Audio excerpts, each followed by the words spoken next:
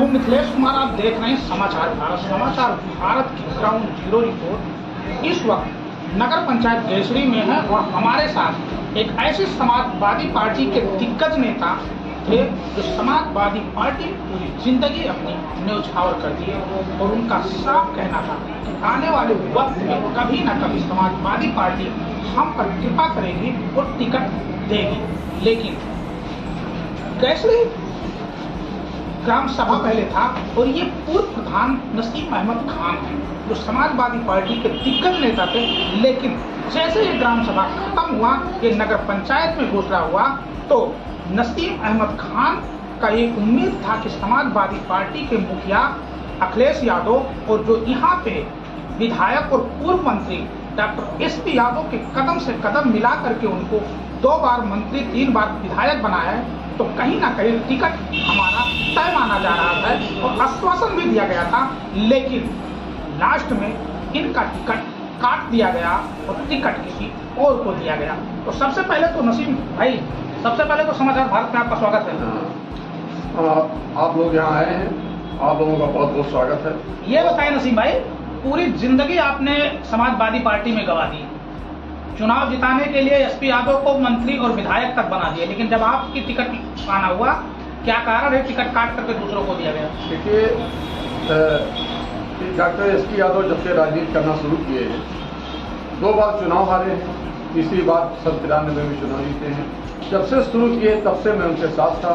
जब केसरी में उनका कोई साथी नहीं था, तब मैं उनके साथ कदम से कदम मिलाकर चल रहा था और मेरे दुकान पर बैठते थे, मैं वहीं से लेकर जाते थे, घर घर उनकी पहचान कराया था। केसरी उनका घर है, नजवार है, न कुछ है, वो बलरामपुर रहते थे, लेकिन यहाँ इस विधानसभा में उनको कोई जानने और पहचानने वाला नहीं था। मैं यहाँ का निवासी हूँ, मैं घर घर ले जाकर इनकी पहचान कराया, 2 चुनाव हारे और 93 में चुनाव जीते। लेकिन मैंने उनका साथ कभी नहीं छोड़ा, बराबर साथ रहे। समाजवादी पार्टी की जितनी भी एजिटेशन हुई उसमें मैंने हिस्सा लिया। समाजवादी पार्टी के लिए मैं 2 बार जेल भी गया, एक बार 10 दिन जेल में थे, एक बार 1 दिन जेल में थे। और मुझे पूर्ण विश्वास था कि इतना साथ, एक उम्र, पूरी उम्र मेरी बीत गई, 60 साल मेरा एज है, लगभग 54-55 साल मेरा एज है। और मुझे पूर्ण विश्वास था कि नगर पंचायत का दर्जा केसरी को पहली बार मिला है, तो मैं सबसे पुराना कार्यकर्ता हूँ, पार्टी का सिपाही हूँ, तो टिकट मुझे मिलेगा। राकेश यादव से बार बार बात होती रही, डॉक्टर शिव प्रताप यादव से बार बार बात हो रही। उन्होंने कहा कि आपसे बेहतर कोई नहीं है, आप हमारे चेहरा हैं केसरी के, मेरे विधानसभा के चेहरा हैं, मैं आप ही लोग मुझे चुनाव लड़ाते हैं, मैं आपको टिकट नहीं दूंगा। पूर्ण विश्वास था मुझे कि मुझको छोड़ के किसी को टिकट नहीं देंगे। और जब भी मैं मिलने जाता था तो ये आश्वासन देते थे, जाइए क्षेत्र में प्रचार कीजिए, लोगों से मिलिए, लोगों से जानिए, उनके हाल चाल जानिए और वोट मांगिए, मेहनत कीजिए, टिकट आपका फाइनल है। मैं अगस्त से ही गांव का प्रचार करता चलाया, पूरी टीम हमारी लगी हुई थी, पूरी साथ चलते हुए मैं अगस्त से लगभग 8 महीना तक प्रचार बराबर करता रहा। डॉक्टर एसपी यादव के कहने पर मैं पूरी क्षेत्र में चला। आखिर में क्या हुआ? 60 साल की उम्र में धोखा मिला, टिकट नहीं मिला, फिर आपको निर्दल में चुनाव लड़ना पड़ा। क्या कारण है? किस और किसकी कमियों की वजह से आज आपको ये हालात से पहुंचना पड़ रहा है? देखिए, वहाँ से प्रदेश से अखिलेश यादव ने शादी विभाग दे दिया और उन्होंने कहा कि जिले के मुखिया डॉक्टर एसपी यादव, आप विभाग को लेकर जाइए और जिसको आप बेहतर समझें, जो आपके पार्टी के कार्यकर्ता हैं, उनको आप जाकर टिकट दीजिए।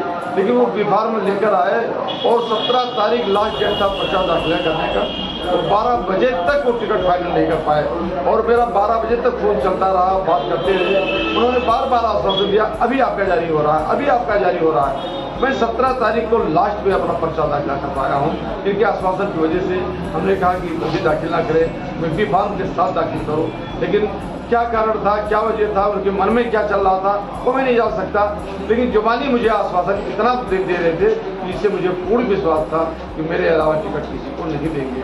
लेकिन लास्ट में टिकट उन्होंने बसपा के प्रत्याशी को जो टिकट दिया है वो सदा बसपा में रहे, खानदानी बसपाई है, उनके बाबा दादा बसपाई थे। आज भी इस विधानसभा का चुनाव हुआ, वो भी कार्यालय बसपा का ही था, जिसमें आज समाजवादी का कार्यालय नगर पंचायत का खुला हुआ है। इसी विधानसभा चुनाव में बसपा का कार्यालय था। लेकिन मंत्री जी के दिल में क्या आया, क्या नहीं आया, क्या कहां से क्या कर डाले, मैं किसी पर कैसे क्या कहूं, क्या कमी थी, आरोप नहीं लगाना चाहता हूं, लेकिन मैं इस बात से पूरी जनता दुखी है कि मैं जो निष्ठा के साथ उनके साथ जुड़ा रहा, मुझे टिकट नहीं दिया। आज नसीम भाई जा रहे हैं क्षेत्र में, जनता के बीच में जा रहे हैं, वोट मांगने के लिए जा रहे हैं, तो जनता का क्या प्रतिक्रिया आ रही है? जनता में सहानुभूति की एक लहर दौड़ पड़ी। उन्होंने कहा जब 40 साल से आप पार्टी में रहे और आपके नहीं हुए तो इसकी आदत किसी के नहीं होंगे, इसलिए जनता में सहानुभूति की लहर है और जनता मेरे साथ से कदम मिलाकर चल रही है। और उन्होंने कहा कि कुछ नहीं, अब विधानसभा आएगा, पार्लियामेंट का आएगा, वो देखा जाएगा, लेकिन इसमें आपको वोट देकर हम आपको जिताएंगे। पुराने आप सबसे हमारे संबंधी हैं, इसलिए समाजवादी पार्टी को जनता ने नकार दिया है। तो क्या ये माना जाए नसीम भाई कि आप पूर्व प्रधान थे, आप एक बहुत तजुर्बेकार थे, आप एक आपकी जो छवि है यहाँ 5 से 7 गाँव में बहुत अच्छी छवि है, क्या उनको ये पता था कि मजबूत कैंडिडेट देने के बाद हमारा नहीं चलेगा, अगर मजबूत कैंडिडेट को देंगे तो हम जो कहेंगे वही चलेगा? क्या ये फार्मूला को नहीं अपनाया गया? बिल्कुल सही आपने कहा, यही फार्मूला अपनाया गया है। अगर हमको टिकट देते तो मैं चुनाव जीत जाता, और ऐसे आदमी को टिकट दे दिए हैं तो उसको 5वें स्थान है उसका, वो चुनाव जीतने के कगार पे नहीं है, इसलिए ऐसे आदमी को जिताया, टिकट दिया है कि वो जीतने ना पाए, सफा साफ रहे पूरे जिले में। और मंत्री जी ने यही काम किया कि पूरे जिले में सफा साफ है, कहीं कुछ नहीं है। अगर आप चुनाव जीतते हैं, सहानुभूति आपके साथ है, 40 साल पार्टी में अपनी जिंदगी गंवाई, अब आप निर्दल चुनाव लड़ रहे हैं, अब आपको जनता अगर चुनाव जिताती है तो पहली प्राथमिकता विकास को लेकर क्या मुद्दा आपका रहेगा? सबसे पहले हमारी मुद्दा है, हमारे नगर पंचायत में बहुत गरीबी है। जितना भी नेता जीत कर चले गए और अपना काम करते गए। गैसरी नगर पंचायत में इतनी गरीबी है कि लोगों की आज भी झोपड़ी में रहने के लिए मजबूर है। घर में शौचालय नहीं है, पानी निकलने के लिए नाली नहीं है, रास्ता चलने के लिए सड़क नहीं है, लड़कियों की शादी करने के लिए पैसा नहीं है। और सही मामले में पूछ लिया जाए तो जो भी प्रधान रहे हो या जब भी करते रहे हों, लेकिन राशन प्रणाली का व्यवस्था पूरे नगर पंचायत में बहुत खराब है। गरीब जनता तक राशन न पहुंचकर उस राशन को बेच लिया जाता है।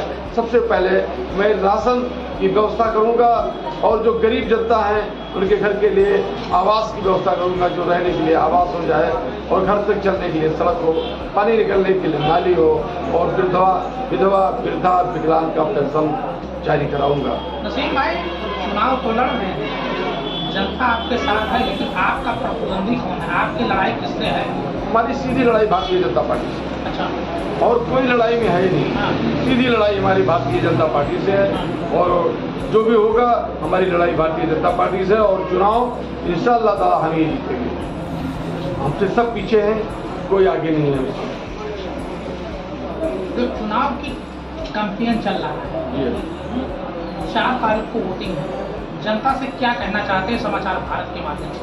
मैं जनता से अपील करता हूँ, जनता से मैं गुजारिश करता हूँ कि जनता हमको वोट दे। मैं जितना भी वादा करता हूँ उस पर खरा उतरूंगा। जनता से जो भी मैंने वादा किया है, जो काम कराने के लिए किया है, हमारे यहाँ के नौजवान पढ़े लिखे, गैर पढ़े लिखे बेरोजगार घूम रहे हैं, उनको रोजगार दिलाने का काम करूँगा। नगर पंचायत में जो भी भर्ती होगी उसमें हम जांच कराएंगे, हर ग्राम सभाओं की जांच कराएंगे, और जांच कराने के हिसाब से हर ग्राम सभाओं को हक देंगे। जितनी भी ग्राम सभाएं हमारे नगर पंचायत में जुड़ी हुई है उसमें सबको नौकरी, हर जात के लोगों को नौकरी देने का काम करूँगा।